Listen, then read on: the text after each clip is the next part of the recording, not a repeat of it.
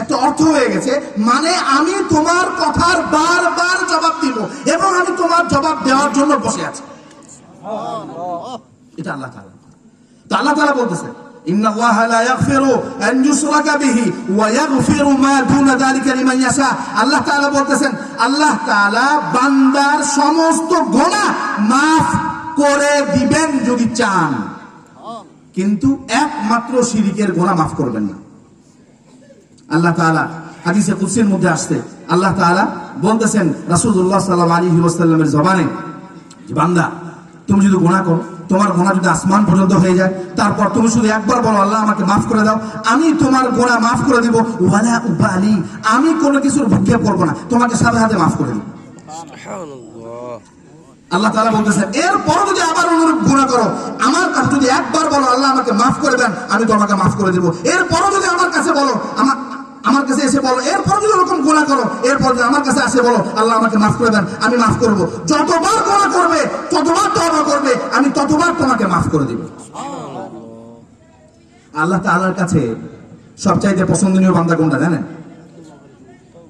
আহাব্বুল ইবাদি ইলাল্লাহি তাআলা আত-তাইবু মিনাজ যানব। আল্লাহ তাআলার কাছে সবচাইতে পছন্দনীয় বান্দা হলো ওই বান্দা যার গুনাহ হয়ে যায়, গুনাহ হয়ে যাওয়ার পর যখন মনে পড়ে তখন আল্লাহ তাআলার কাছে সঙ্গে সঙ্গে খালেস দিলে তওবা করে।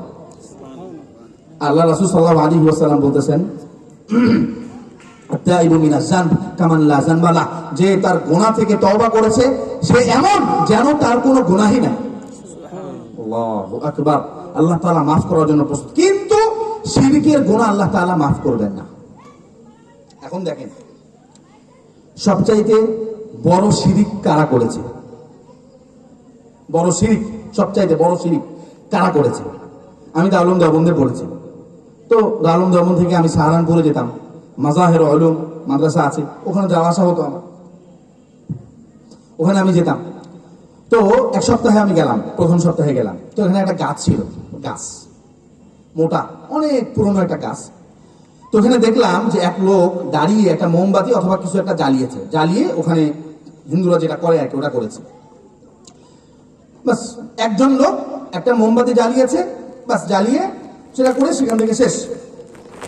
এক মাস পর আবার আমাকে যেতে হয়েছে মাদ্রাসায়, মাজাহির উলুম, মানে দারুল দেওবন্দ থেকে মাজাহির উলুম, এই 30 কিলোমিটারের মতো বাস দিয়ে যাওয়া যায় এবং ট্রেন দিয়েও যাওয়া যায়, বাস দিয়ে যাওয়া আসা করতাম।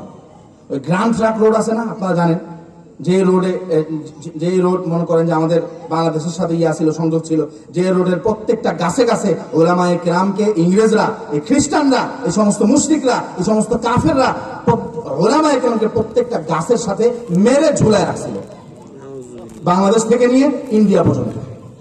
এই বিশাল রোড, ওই রোডের মধ্যে ছিল ওটা।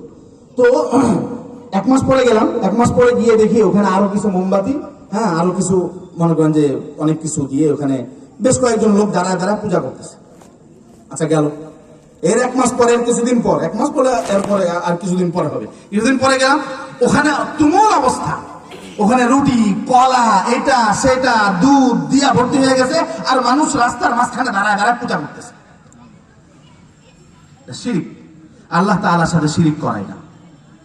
এর চাইতে বড় শিরিক কি জানেন? এর চাইতে বড় শিরিক আছে। দেখেন আপনারা বলেছেন, একটু আগে বললাম যে ঈমানের পরিচয় কি এবং ইসলামের পরিচয় কি। ইসলামের পরিচয় হলো আল্লাহ তাআলা ইবাদত করা এবং আল্লাহ তাআলার সাথে কোনো কিছুকে শরীক না করা। আচ্ছা, আল্লাহ তাআলা ইবাদত করার মানে কি? আল্লাহ তাআলা যখন যেটা বলেছেন তখন সেটা করা, এবং আল্লাহ রাসূল যখন যে আদেশ করেছেন তখন সে আদেশ মানা, এবং যখন যে নিষেধ করেছেন সেই নিষেধ থেকে বিরত থাকা। ব্যাস, এটাই হলো ইবাদত, ইবাদতের পরিচয় এটা। আচ্ছা, তো এখন দেখেন মুশরিকরা কি করে। মুশরিকরা কি করে দেখেন, মুশরিকরা আল্লাহ তাআলার সাথে আল্লাহ তাআলার সমকক্ষ দাঁড় করায় কিভাবে?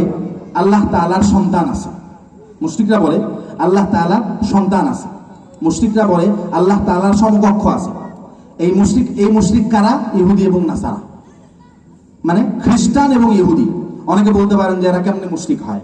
দেখেন মুশরিক কেমন হয়, এটা আমি বলেছি, কোরআন দিয়ে বলবো মুশরিক কিভাবে হয়। দেখেন আল্লাহ তাআলা বলতেছেন ওয়াকালাতুল ইয়াহুদু উযাইরু ইবনুল্লাহ।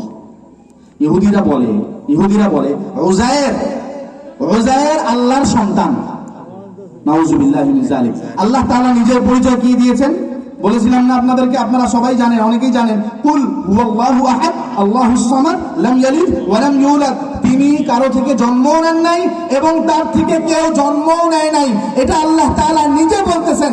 আর ইহুদিরা বলতেছে উযায়ের আলাইহিস সালাতু ওয়াস সালাম একজন নবী ছিলেন, তাকে তারা আল্লাহ তাআলার ছেলে হিসাবে সাব্যস্ত করতেছে। তার মানে আল্লাহ তাআলা যেমন তার ছেলেও সেরকম। ইহুদিরা, আমাদের দেশে ইহুদি নাই বললেই চলে। কে আছে? খ্রিস্টান আছে। অনেকে বলতে পারেন খ্রিস্টানরা তো মুশরিক না। দেখেন আল্লাহ তাআলা বলতেছেন ওয়াকালাতিন নাসারা আল মাসীহু ইবনুল্লাহ। নাসারা খ্রিস্টানরা বলতেছে মাসীহ মানে, তারা কিন্তু মাসীহ বলে, যিশু, যিশু অর্থ মাসীহ, যিশু খ্রিস্ট, মাসীহ, তারা মাসীহ বলে। মাসীহকে ঈসা আলাইহিস সালাতু ওয়াস সালাম। খ্রিস্টানরা বলতেছে ঈসা আল্লাহর